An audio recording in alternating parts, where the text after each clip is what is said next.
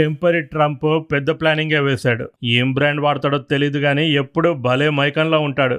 ఆ మధ్య అయితే ఏకంగా జీసస్ అవతారం ఎత్తాడు. ప్రపంచవ్యాప్తంగా ఉన్న క్రైస్తవులు కోపాన్ని వ్యక్తం చేయడంతో అబ్బే జీసస్ అనుకున్నారా, కాదు డాక్టర్ని అని ప్లేటు ఫిరాయించాడు. ఇప్పుడు ఏకంగా ప్రపంచాన్నే కాపాడడానికి అవతరించిన దైవదూతల పొద్దునే కొత్త రాగాన్ని అందుకున్నాడు. కావాలంటే మీరు చూడండి. Countries from all over the world, almost all of which are not involved in the middle eastern dispute going on so visibly and violently for all to see, have asked the United States if we could help free up their ships which are locked up in the Strait of Hormuz on something which they have absolutely nothing to do with. They are merely neutral and innocent bystanders. ప్రపంచవ్యాప్తంగా అనేక దేశాలు అసలు middle ఈస్ట్లో జరుగుతున్న ఈ యుద్ధానికి వాళ్ళకి ఎలాంటి సంబంధమే లేదు. అయినప్పటికీ ఆ దేశాల షిప్స్ స్ట్రేట్ ఆఫ్ హార్మూజ్ దగ్గర ఇరుక్కుపోయాయి. నిజానికి యుద్ధానికి ఏమాత్రం సంబంధం లేకుండా న్యూట్రల్గా ఉన్నటువంటి ఆ దేశాలకి అలా ఇబ్బంది కలుగుతూ ఉండడం నాకెంతగానో బాధను కలిగించింది. అబ్బబ్బబ్బబ్బబ్బా, ఏం యాక్టింగ్ కమల్ హాసన్. అప్పుడే ఏమైంది, అసలు యాక్టింగ్ ఇప్పుడు స్టార్ట్ కాబోతుంది. For the good of Iran, the middle east and the United States, we have told these countries that we will guide their ships safely out of these restricted waterways so that they can freely and ably get on with their business. కంగారు పడకండి. ఇరాన్ని కాపాడడానికి, middle east మొత్తాన్ని కాపాడడానికి, ముఖ్యంగా United స్టేట్స్ని కూడా కాపాడడానికి. ఎందుకంటే United స్టేట్స్కి నేను ప్రెసిడెంట్ కదా. న్యూట్రల్గా ఉండి ఇబ్బంది పడుతున్న ఆ దేశాలందరికీ నేను చెప్పాను. ఏం చెప్పానంటే, మీ షిప్స్ని స్ట్రేట్ ఆఫ్ హార్మూజ్ దాటించే బాధ్యత నాది. మీ షిప్స్ అన్నింటినీ స్ట్రేట్ ఆఫ్ హార్మూజ్ దాటిస్తాను. మీ బిజినెస్ ఎప్పట్లాగా జరిగేలా చూస్తాను. అది నా బాధ్యత అంటూ తనదైన శైలిలో ట్వీట్ చేశాడు. మామూలుగా ఇక్కడ ఏ కంట్రీస్ ట్రంప్ని రిక్వెస్ట్ చేశాయో ఆ దేశాల పేర్లు ఎక్కడా కూడా ప్రస్తావించలేదు. ఏ కంట్రీస్తో ట్రంప్ మాట్లాడాడో ఆ దేశాల పేర్లు కూడా ట్రంప్ ఎక్కడా ప్రస్తావించలేదు. ట్రంప్ ఏదైనా ట్వీట్ చేయొచ్చు, కానీ అసలు డీటెయిల్స్ మాత్రం ఇవ్వడు. డీటెయిల్స్ పూర్తిగా ఇస్తే తను చెప్తున్న అబద్ధాలన్నీ బయటపడిపోతాయి. కాబట్టి I have told my representatives to inform them that we will use best efforts to get their ships and crews safely out of the strait. నేను వెంటనే నా సిబ్బందికి ఫోన్ చేసి చెప్పాను. అంతమంది అలా బాధపడుతూ ఉండడం నేను తట్టుకోలేకపోతున్నాను. మీరేం చేస్తారో తెలీదు. వెంటనే ఆ షిప్స్ అన్నింటినీ స్ట్రేట్ ఆఫ్ హార్మూజ్ దాటించండి. నేను చూడలేకపోతున్నాను. షిప్స్ని, సిబ్బందిని వెంటనే దాటించండి అని నేను నా సిబ్బందికి ఫోన్ చేసి చెప్పాను. అప్పుడు నాకు సిబ్బంది ఇలా చెప్పారు. In all cases they said they will not be returning until the area becomes safe for navigation and everything else. సిబ్బంది ఏం చెప్పారంటే, ఆ షిప్స్ అన్నింటినీ క్లియర్ చేయాలి అంటే అక్కడ మొత్తం సేఫ్ వాతావరణం ఉండాలి. అంటే ఏంటి, ఆ మైన్స్ అన్నింటినీ కూడా తీసేయాలి.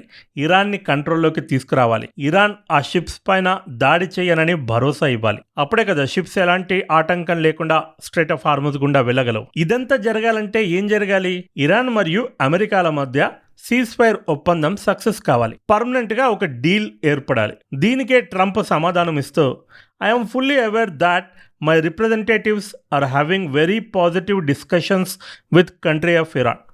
నాకు బాగా తెలుసు ఇరాన్తో ఏవైతే చర్చలు జరుగుతున్నాయో అవి చాలా పాజిటివ్గా జరుగుతున్నాయి. And that these discussions could lead to something very positive for all. త్వరలోనే ఈ చర్చలు సక్సెస్ఫుల్ అయ్యి మనందరికీ కూడా, ప్రపంచం మొత్తానికి కూడా ఒక తీపి కబురు అందించబోతున్నాం. This is a humanitarian gesture on behalf of the United States, Middle Eastern countries, but in particular the country of Iran. న్యూట్రల్గా ఉన్నటువంటి దేశాలన్నింటినీ, ఆ దేశ ప్రజలందరినీ కాపాడే బాధ్యత యునైటెడ్ స్టేట్స్ మీద ఉంది, మిడిల్ ఈస్ట్ మీద ఉంది, ముఖ్యంగా ఇరాన్ మీద ఉంది. వీళ్ళందరి తరపున ఒక మానవతా దృక్పథంతో ఈ షిప్స్ని క్లియర్ చేయడానికి ఈరోజే ఒక కొత్త ప్రాజెక్ట్ని స్టార్ట్ చేయబోతున్నానని ట్రంప్ డిక్లేర్ చేశాడు.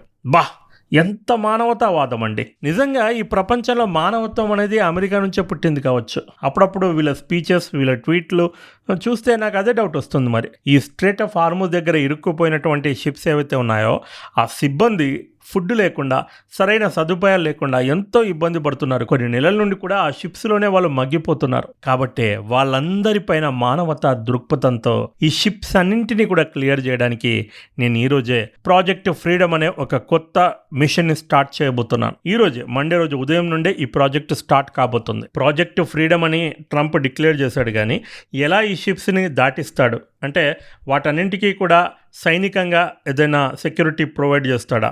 ఇలాంటి డీటెయిల్స్ ఏమీ చెప్పడు కూడా, ఎందుకంటే ఇది అయ్యేది కాదు, పోయేది కాదు. If in any way the humanitarian process is interfered with, the interference will unfortunately have to be dealt with forcefully. ఒకవేళ మానవతా దృక్పథంతో నేను చేస్తున్నటువంటి ఈ మిషన్కి ఏదైనా ఆటంకం కలిగిందో, ఈ శాంతి దూత కాలయముల్లా మారిపోయి చుక్కలు చూపిస్తాడు, మళ్ళీ యుద్ధాన్ని స్టార్ట్ చేస్తాడు అని ఇండైరెక్ట్గా ఇరాన్కి వార్నింగ్ ఇచ్చాడు. ఇంతకీ ఇదంతా విన్నాక మీకేమైనా క్లారిటీ వచ్చిందనే అనుకుంటున్నాను. రాని వాళ్ళ కోసం క్లియర్గా ఎక్స్ప్లెయిన్ చేస్తాను వినండి. ఎప్పుడైతే ఇరాన్ కౌంటర్ అటాక్ చేసిందో, ఇరాన్ ఆ రేంజ్లో అమెరికాను దెబ్బకొట్టిందో, అప్పటి నుంచే ఈ ట్రంప్ సేఫ్ ఎగ్జిట్ కోసం ఎదురు చూస్తూ ఉన్నాడు. మన అమెరికాలో డిఫెన్స్ సెక్రటరీని అక్కడి న్యాయవాదులు వేసుకున్నారు. ఇంతకీ అమెరికా గెలిచిందా లేదా అంటే, మేము సక్సెస్ఫుల్గా బ్లాకేడ్ చేసామన్నారు. అంటే మీ ఉద్దేశంలో బ్లాకేడ్ చేయడమే గెలుపా? ఆల్రెడీ ఇరాన్ బ్లాక్ చేసే ఉంది కదా, దాన్ని మళ్ళీ మీరెందుకు బ్లాకేడ్ చేయడం అని ప్రశ్నించడంతో డిఫెన్స్ సెక్రటరీ నీళ్లు నమిలాడు. ఆ వీడియో మొత్తం ప్రపంచం అంతా వైరల్ అయ్యింది. రోజు రోజుకి ట్రంప్ ప్రతిష్ట దిగజారుతోంది. చాలా దేశాల్లో ఆయిల్ కొరత, ఫుడ్ కొరత చాలా పెద్ద స్థాయిలో ఉంది, ముఖ్యంగా గ్యాస్ కొరత. కరోనా మహమ్మారి తర్వాత మళ్ళీ ఒకసారి ప్రపంచం మొత్తం అల్లకల్లోలమైపోతోంది. ఇలాంటి సమయంలో మళ్ళీ అమెరికా మరియు ఇరాన్ల మధ్య యుద్ధం స్టార్ట్ అయింది అనుకోండి, మళ్ళీ ఒక 3-4 నెలల వరకు కూడా మొత్తం ప్రపంచం స్తంభించిపోతుంది. ఆల్రెడీ ఇప్పుడు సరుకులు నిండుకున్నాయి. అన్ని దేశాల దగ్గర ఆయిల్ రిజర్వ్ కూడా అయిపోయే స్థితికి చేరుకుంది. ఇంతకుముందు కాస్త కూస్త స్టోరేజ్ ఉంటుంది కదా, ఫుడ్ కానీ, ఆయిల్ కానీ, గ్యాస్ కానీ, దాంతో ప్రపంచ దేశాలన్నీ కూడా నూక్కొచ్చాయి. కానీ ఇప్పుడు గనక మళ్ళీ యుద్ధం స్టార్ట్ అయితే ఇక రిజర్వ్ కూడా ఏం లేదు కాబట్టి ప్రపంచం మొత్తం కూడా అల్లకల్లోలమైపోయి ట్రంప్ మీద తీవ్రమైన ప్రెషర్ తీసుకొస్తారు. అమెరికా మీద తీవ్రమైన ప్రెషర్ పడి అన్ని దేశాలు కూడా దాని నుంచి దూరంగా జరిగే పరిస్థితులు కూడా నెలకొంటాయి. ఈ పరిస్థితులను రష్యా మరియు చైనాలు తమకు అనుకూలంగా మార్చుకొని మొత్తం వరల్డ్ ఆర్డర్నే మార్చేసే ప్రయత్నం కూడా చేస్తాయి. ఇది అమెరికాకు బాగా తెలుసు. ఆల్రెడీ ఇరాన్ యుద్ధం తర్వాత అనేక యూరోప్ దేశాల మధ్య, అమెరికా మధ్య చాలా మనస్పర్ధలు వచ్చాయి. జర్మనీ, ఇటలీ, స్పెయిన్ లాంటి దేశాల నుండి అమెరికా తన యొక్క సైన్యాన్ని కూడా వెనక్కి తీసుకుంటూ ఉంది. త్వరలోనే నాటో నుంచి కూడా బయటకు వస్తుంది అనే వార్తలు వస్తున్నాయి. ఇలాంటి సమయంలో మళ్ళీ యుద్ధం స్టార్ట్ అయితే ట్రంప్ని ఎవరు కూడా కాపాడలేరు. ఆల్రెడీ ట్రంప్కి ఈ రిపోర్ట్ వెళ్ళిపోయింది. రేపొద్దున యుద్ధం స్టార్ట్ అయితే నేను యుద్ధం స్టార్ట్ చేశాను అని కాకుండా ప్రపంచం మొత్తాన్ని కూడా కాపాడడానికి యుద్ధాన్ని మళ్ళీ స్టార్ట్ చేయాల్సి వచ్చింది అని కారణాన్ని వెతుక్కోవడానికి సాకుగా ఈ ట్వీట్ చేశాడు. ఇప్పుడు రేపొద్దున మళ్ళీ ఇరాన్తో యుద్ధం స్టార్ట్ అయిందనుకోండి, ఏమంటాడు ట్రంప్? నాకు అసలు యుద్ధం చేయాలనే లేదు, కానీ ప్రపంచంలో ఉన్నటువంటి అన్ని షిప్స్ అక్కడ ఆగిపోయాయి. ప్రపంచ దేశాలన్నీ కూడా పాపం న్యూట్రల్గా ఉన్న దేశాలు అల్లకల్లోలం అయిపోతున్నాయి. మరి వీటన్నింటిని కాపాడాల్సిన బాధ్యత ఎవరిది? అమెరికాది, అగ్రరాజ్యంది. కాబట్టే నేను అన్నిటికీ తెగించి యుద్ధంలోకి దిగి ఇరాన్ పైన అటాక్ చేశాను. ఇది ఎలా ఉందంటే దొంగే దొంగ దొంగ అని అరిచినట్టుంది. ఇప్పుడు ఈ ప్రపంచవ్యాప్తంగా ఉన్నటువంటి దేశాలు ఎందుకు ఇబ్బంది పడుతున్నాయి? అమెరికా అనాలోచితంగా ఎవ్వరికి ఏం చెప్పకుండా, ఎలాంటి జాగ్రత్తలు తీసుకోకుండా ఇరాన్ పైన చేసినటువంటి దాడి కారణంగా ఈ పరిస్థితి నెలకొంది. అంటే ఈ సిచ్యువేషన్కి ప్రధాన కారణం ట్రంప్.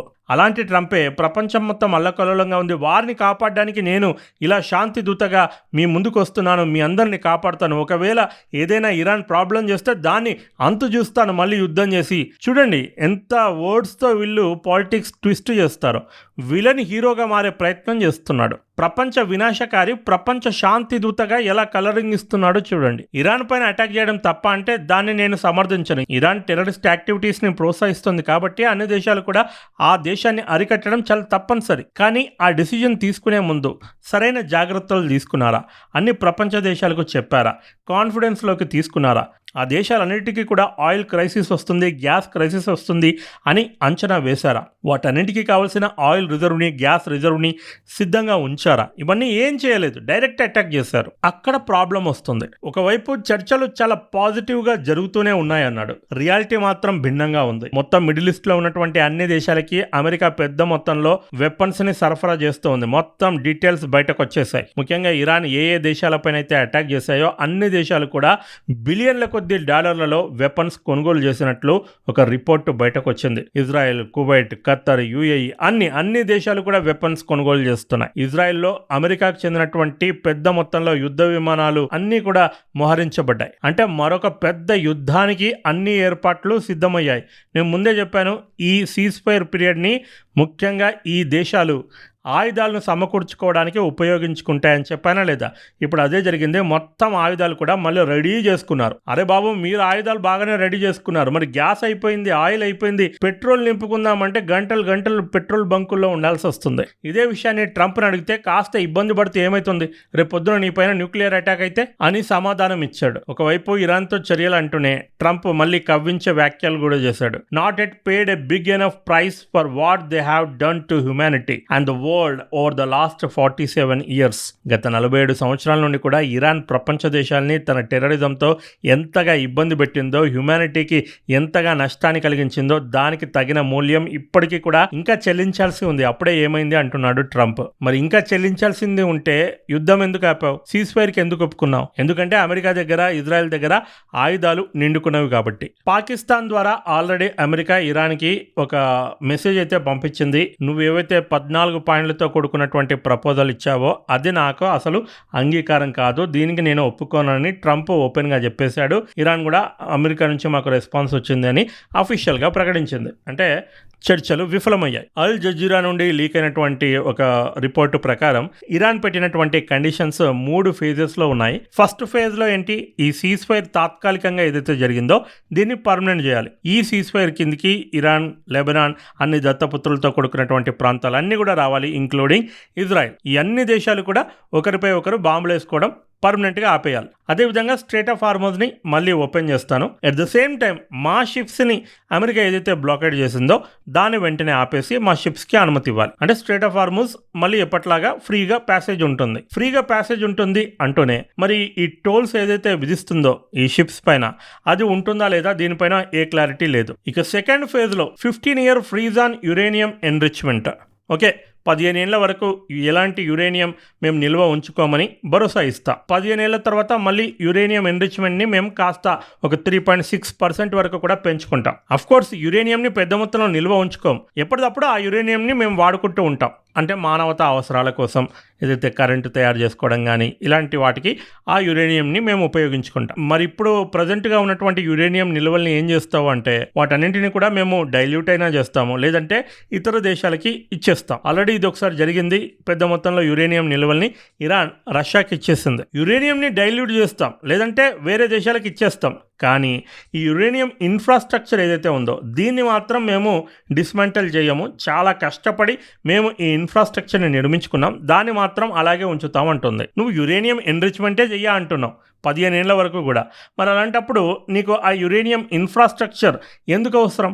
దీనికి ఇరాన్ దగ్గర సమాధానం లేదు. అంటే యురేనియం ఎన్రిచ్మెంట్ ఆపాలనే చిత్తశుద్ధి ఇరాన్కి ఏమాత్రం లేదు. దాని ప్రైమ్ టార్గెట్ ఒకటే, న్యూక్లియర్ బాంబు తయారు చేసుకోవాలి. అప్పుడు ఈ ప్రపంచంలో నన్ను ఆపేవాడు ఎవడు ఉండడు, మరొక నార్త్ కొరియా అవుతాను. అది జరిగితే ఇజ్రాయెల్ అస్తిత్వానికే ప్రమాదం. గల్ఫ్ దేశాలు బిక్కుబిక్కుమంటూ బతకాల్సి వస్తుంది. గల్ఫ్ దేశాల్లో ఉన్నటువంటి అమెరికా న్యూక్లియర్ బేస్ ఆగడాలు స్టాప్ చేయాల్సి ఉంటుంది. అందుకే అమెరికా తెగ టెన్షన్ పడిపోతూ ఉంది. ఇక థర్డ్ ఫేజ్ లో లాంగ్ టర్మ్ స్టెబిలిటీ. కేవలం అమెరికా, ఇజ్రాయెల్, లెబనాన్, ఇరాన్ మాత్రమే కాకుండా అరబ్ దేశాలను కూడా ఇంక్లూడ్ చేసి మొత్తం రీజనల్ స్టెబిలిటీ పైన చర్చిస్తారట. ఫ్యూచర్ లో ఈ అరబ్ దేశాలకి ఇరాన్కి మధ్య ఎలాంటి గొడవలు రాకుండా. ఆల్రెడీ గత వీడియోలో జీసీసీ పైన నేను ఫుల్ డీటెయిల్స్ చెప్పాను కదండి. జీసీసీ అంటే ఏంటి? ఇరాన్కి వ్యతిరేకంగా ఏర్పడినటువంటి అరబ్ దేశాల ఒక గ్రూప్. ఏ ఇయర్ లో ఏర్పడింది? 1981లో. అప్పటి నుండి 1981 నుంచే ఈ అరబ్ దేశాలకి ఇరాన్కి మధ్య ఒక ప్రచ్ఛన్న యుద్ధం జరుగుతూ ఉంది. ఇప్పుడు అది అఫీషియల్ గా తెర మీదకి వచ్చింది. కేవలం అమెరికా, ఇజ్రాయెల్ తో మాత్రమే కాకుండా ఈ గల్ఫ్ దేశాలతో ఉన్నటువంటి యుద్ధానికి కూడా శాశ్వతంగా ఫుల్ స్టాప్ పెడతాను అంటోంది ఇరాన్. సో థర్డ్ ఫేజ్ లో దీని గురించి మాట్లాడతాను అంటుంది. అంతేకాకుండా ఇరాన్ ఎసెట్స్ ఏవైతే అమెరికా ఫ్రీజ్ చేసిందో వాటన్నింటిని కూడా రిలీజ్ చేయాలి అంటోంది. ఎందుకంటే మేము మళ్ళీ కోలుకోవాలంటే ఫైనాన్షియల్ సపోర్ట్ కావాలి మాకు. కాబట్టి ఈ యుద్ధంలో మాకు జరిగినటువంటి నష్టానికి అమెరికా నష్టపరిహారాన్ని కూడా చెల్లించాలి అంటుంది. అదేవిధంగా గల్ఫ్లో ఉన్నటువంటి అమెరికన్ బేసెస్ ఏవైతే ఉన్నాయో వాటన్నింటిని కూడా ఖాళీ చేయాలి అంటుంది. ఇలా 14 పాయింట్స్తో కూడుకున్నటువంటి ప్రపోజల్ ఇరాన్ అమెరికా ముందు ఉంచితే అమెరికా క్షుణ్ణంగా ఆ 14 పాయింట్స్ని కూడా రివ్యూ చేసింది. ట్రంప్ కూడా ఆ మొత్తం ప్రపోజల్ని పాయింట్ టు పాయింట్ నేను చదివానని క్లియర్గా చెప్పేశాడు.